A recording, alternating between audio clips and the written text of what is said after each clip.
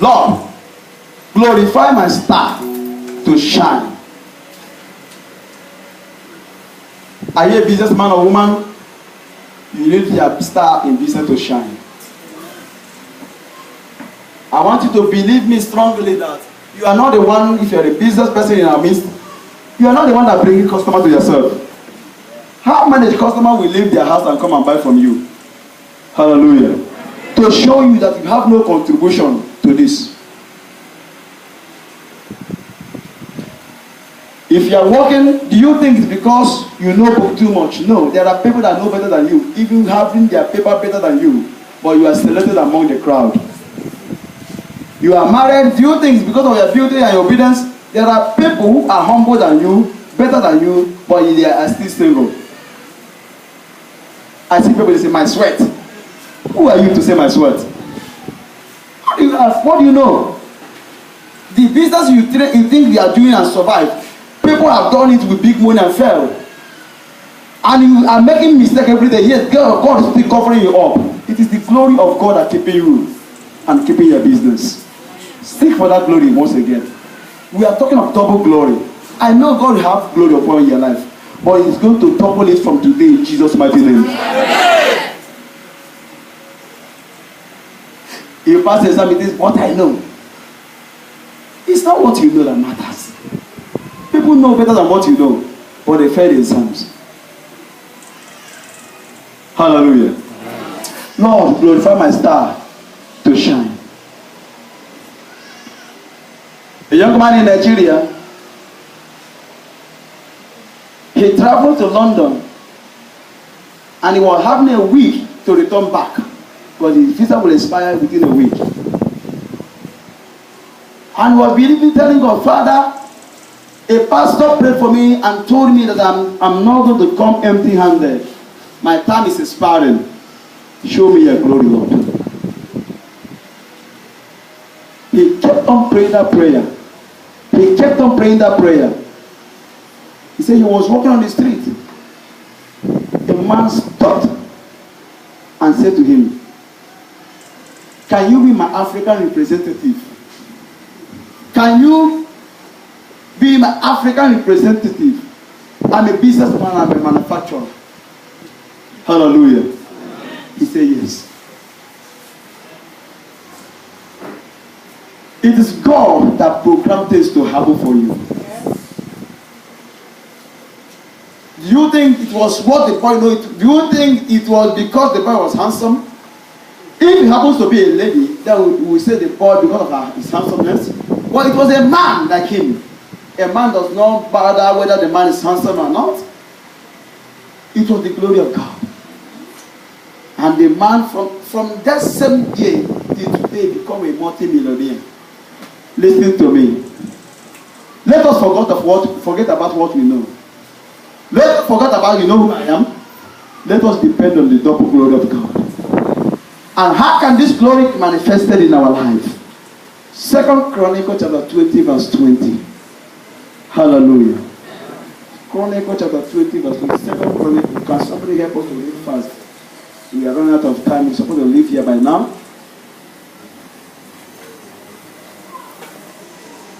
You have somebody that can read fast? Chronicles is Old Testament for those that see people going to New Testament. Hallelujah. Yeah, but I can read fast. Well, there's no Bible students here. God bless you. Believe in the prophet. Believe in God that you prosper. Believe also in his prophet that you will establish. Can somebody read it if you are there? If you have it, read it. Yes, sir. And went forth into the wilderness of Tekoa. And they went forth, those that stood and said, hear me, O Judah, and inhabitants of Jerusalem. Believe in the Lord your God, so shall be established. Believe in the prophet, so shall you prosper. Amen. You know, people think that I believe in God.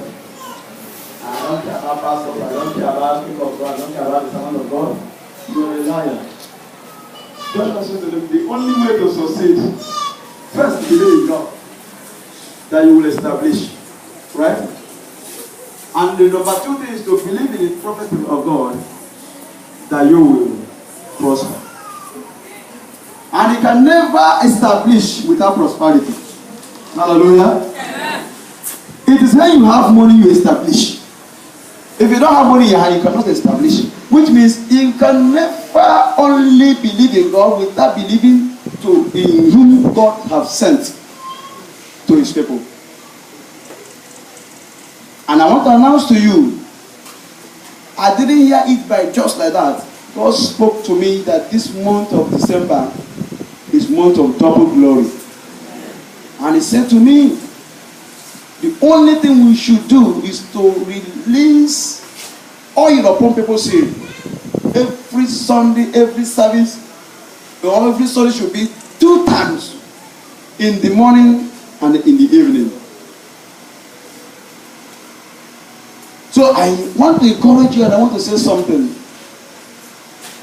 If what it will take you to succeed is to believe in what God is telling me to do it. In Jesus' mighty name. Amen. I don't know what you are going through, but one thing I want to assure to every one of us that's standing or sitting down here today, I challenge you and I want you to challenge my God. If you join this impartation service morning and evening and these services and something failed to happen in your life, January, leave here and go to another church you want to go. In Jesus' mighty name. Amen. I am not a prophet or a pastor by choice. I never wanted to be in this office, but I have to be in by force. He called me and he told me. That is why anytime I am bold to say something and I mean it and I can't stop it, and the enemy can never stop it. I told you that God spoke to me on 7th of June 2010. I never forget the date and the day. And he said to me, I have given you a mandate to restore man's glory through the gospel of faith and deliverance. In addition, none shall die prematurely in the house. Believe me, and I am saying boldly, any member of this church, even though you want to hang yourself, even though you put rope to hang yourself, the rope will you cut because you're under a covenant of long life. Yeah. In Jesus' name. Amen. We sign an agreement. From now to the next 40 years, there will be no burial announcement in this church by the grace of God. Amen. Hallelujah. Amen. But don't go and do medicine. Live your life. Those that didn't say procreation. If Osama bin Laden will die or is dead, other BB people are dying. Those that have medicine are dying. Why are you believing in charms and medicine? If native doctor preparing medicine can die, why are you still believing those things? Hallelujah. Amen. If the chief of occultic people are dying, why are you still believing those things? One occultic man, Oboni, in Nigeria, you don't know Oboni. In Nigeria, Oboni is one of the highest occultic powers in Nigeria. He came to me one day. He said to me, Pastor, I want to be protected. And I know him as one of the leading powers of Oboni society. I said, but I know you as a strong man in Oboni. He said, forget about that thing. Hallelujah. Amen. He said, Pastor, do you know what surprised me? The man me and him joined together. I went for his burial. And I asked the spiritualist, the head of Oboni, the postman, why this man died? He said, God give it and God take it. Hallelujah. Amen. He asked, which God? He said, this God.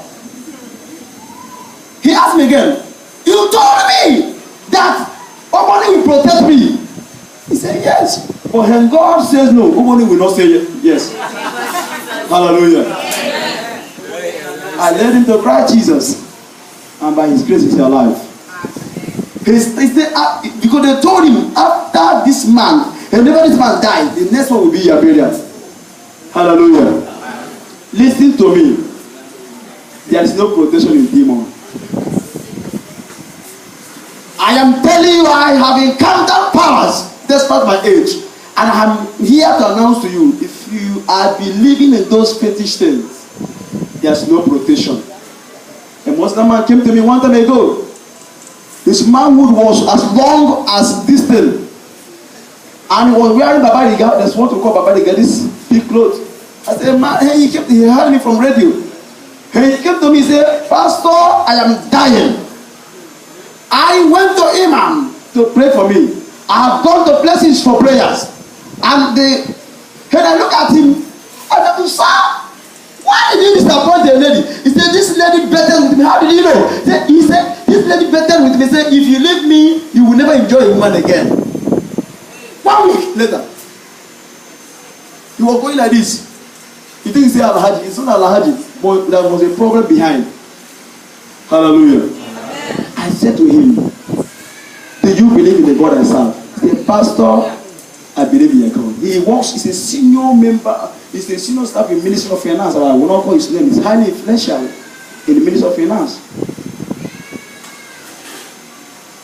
He said, I heard your name on radio. I said, let me come here and see.